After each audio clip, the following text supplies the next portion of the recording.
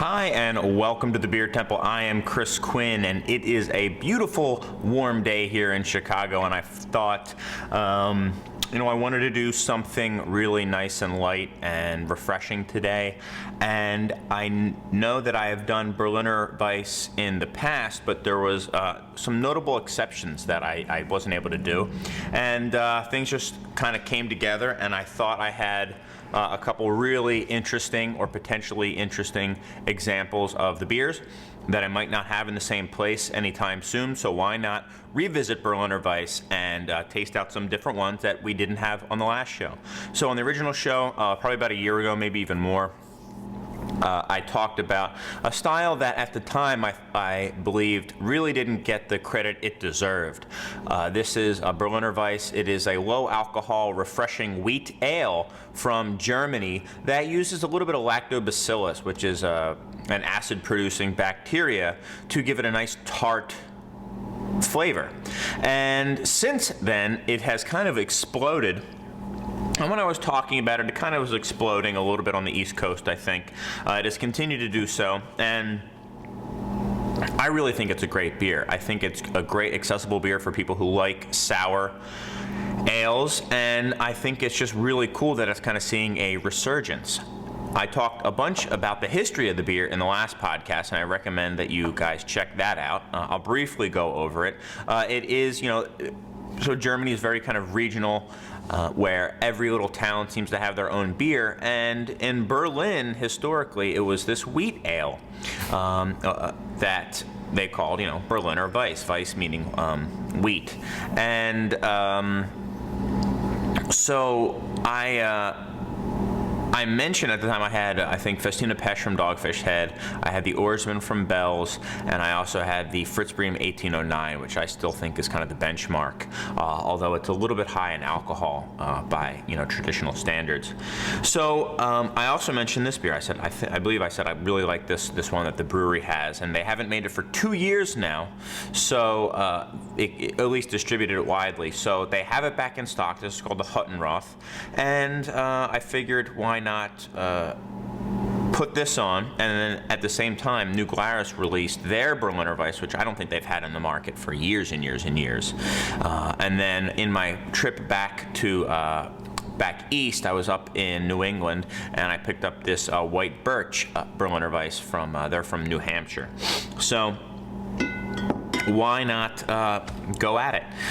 Very, very quickly, these beers tend to be very low alcohol. They are meant to be very refreshing and to be tart, and really just a really kind of lemony, like a lemonade meets beer thing. Lemonade, it connotates sweetness. Picture a nice acetic, or not acetic, lactic acid character, and lactic acid is very similar to citric acid in flavor. So I often get lemony and sometimes yogurty flavors from these beers. They're often under 4% alcohol, very low, very quenching, and just really kind of a great style that I think not enough people know about even still. So smell some of that kind of eggy funk right now. They're not too, whoa, do you see that? When I touched it, smoke shot out. They shouldn't be funky. They should be a clean tartness, clean, refreshing. You're not going to get a lot of Brettanomyces character in this beer. You just want some really clean lactobacillus. They are also known for having a nice big fluffy white head and a very light, kind of hazy, often color to them, yellow color, like straw almost. So the brewery in Orange County, California has made this one. I talked to the brewer about this beer a little bit a few months back. It was the middle of winter, and I wanted to talk about Berliner Weisse. I said, so, are you guys doing a sour mash? Because I know that's what a lot of the smaller American breweries are doing. They actually let the mash sour.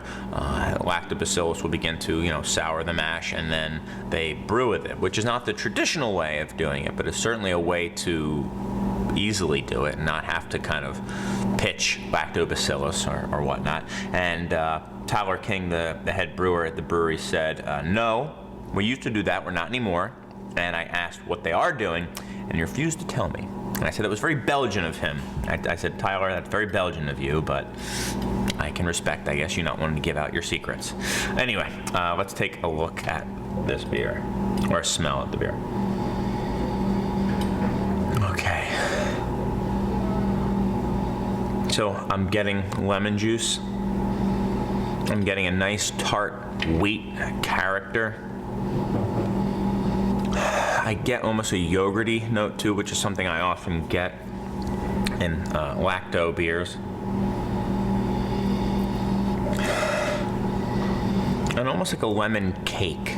Not really like a lemon peel, but like, you know, lemon bread, something like that. Lemon bread and just really refreshing kind of, maybe a really watered down, heavily iced lemonade, you know, something like that.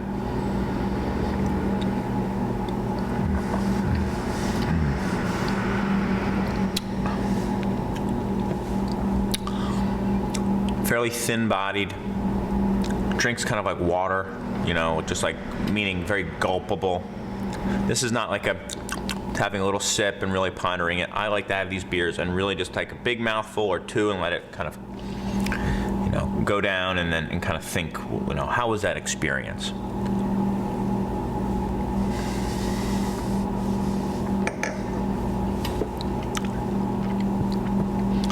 little bit of sulfur in here. Makes me think of a kind of an eggy quality as well. A little bit briny. I almost got like a seawater oyster thing going on. Hints of floral notes in there, really well put together. I'm a big fan of this beer. Like I said, I haven't had it in a couple of years, and it's pretty much as good as I remember. Not quite as chalky as I remember it being last time. It definitely has some of that sulfury egg smell to it. That might be a little off-putting for some people.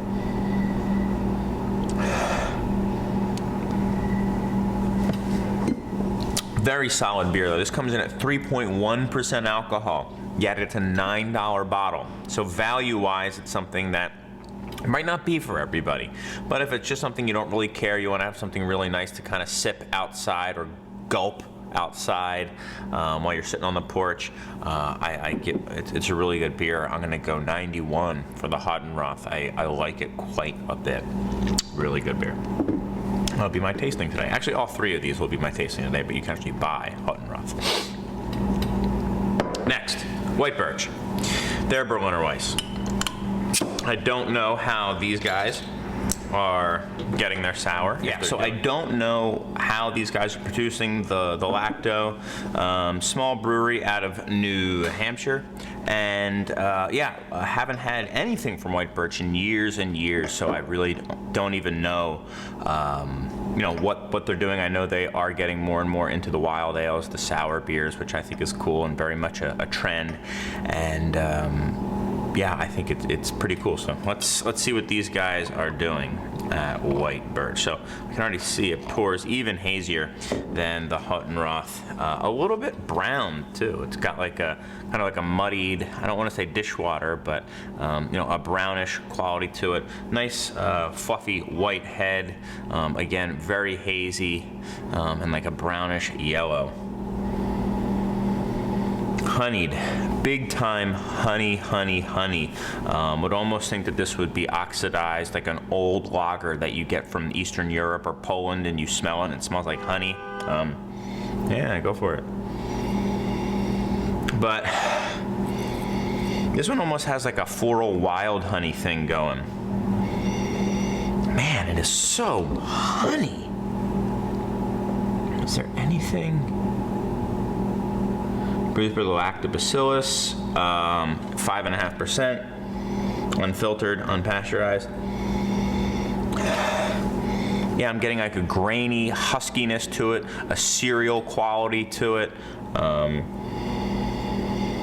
and I just mean like pure honey. Really remarkable. I'm not getting a lot of the sourness to it, maybe a hint of that kind of yogurty note that I was getting before, but really nothing compared to this. It smells like oatmeal, like the rolled oats, the real oatmeal, or steel cut or something like that, drizzled with honey. Pleasant smell to it, but not one I would associate with Berliner Weisse.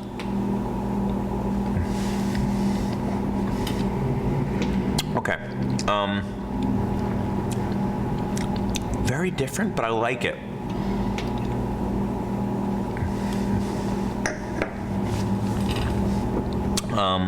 Mild on the tartness. Now it tastes to me like that same oatmeal drizzled with honey, and you squeeze some lemon juice into it. That's kind of what you're getting here. Just a bit though, not really overly sour. Pretty refreshing. Sorry about the AC. And one thing I like about this beer is that it fills your mouth with that really nice wildflower honey flavor afterwards. I hope this isn't an ancient bottle that's just gone bad. I can't imagine it. I bought it at a cool little store up in Maine called, oh no, The Beer Cellar. The Beer Cellar. Cool little spot, reminded me of my own place. So if you guys are ever in Portland, Maine, I recommend you guys checking out the Beer Cellar. I don't think they would carry a lot of really old beer, especially not old enough to be so heavily oxidized. Really interesting. I'm gonna go 88 with this one. It's pretty good. I like it. I might have to taste through all three of these again and come up with my absolute favorite. All right, now, New Glarus. These guys are pretty much badasses of brewing. I've had them on many times before. This is their Thumbprint series, used to be the Unplugged series. Kind of their specialty one-off, or you know, who knows what they'll ever do it again. Sometimes it's a seasonal, sometimes it's a one-off. This is their take on a Berliner. Really no information about alcohol or process or anything. Much more clear, bright straw yellow, big fluffy head on this one. Really nice looking beer. The nicest looking of the three, at least. Just pouring that a little amount, just really lovely looking beer. I'm still getting some of that honey in there. Hold on. Thinking about dumping it, but I won't. I'm getting a little bit more of that sulfur. And a lemony, like a clean lemon note to it.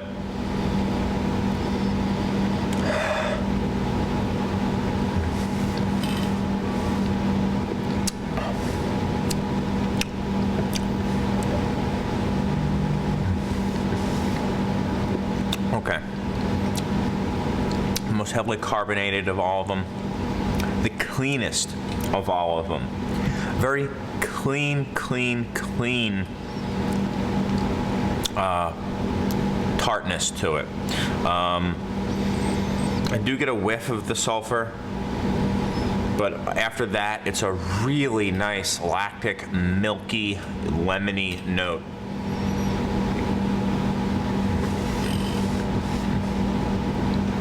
Somewhere in between here for the tartness.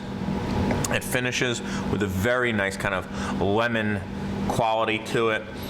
I don't get a lot of the underlying base malt at all. Incredibly clean. All right, let me have a little more. I really like this beer. I know I'm not saying that much about it. Yeah, some of that like omelet note to it.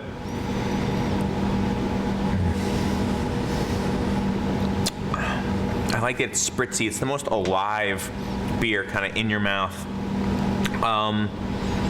It's in a way the simplest, but also in a way the most well done. There's nothing out of place here. It's very focused, very concise, very simple and easy,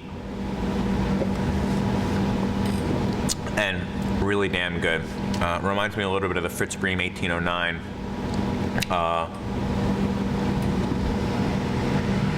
Kind of like what I want a Berliner to be. Certainly doesn't need any of the syrups or anything like that. I like this beer quite a bit. This is my favorite of the three, although I do like this Huttenroth quite a bit.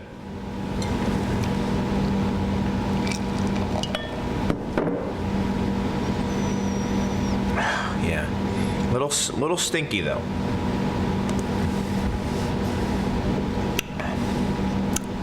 I mean, if you really like that lemon pucker, I'd go with this one. This beer is just so well made. So my favorite, 1, 2, 3. I think I'm gonna go maybe 94 with this one. I think it's really well done. Oh, it's such a good beer.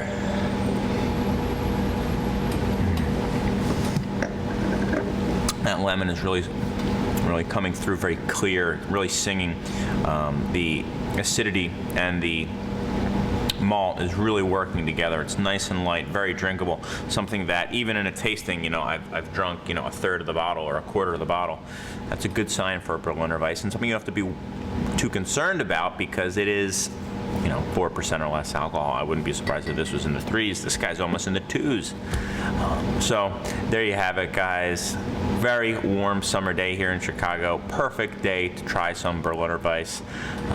I've got some great Berliner Weisse to try now, and hopefully you do too.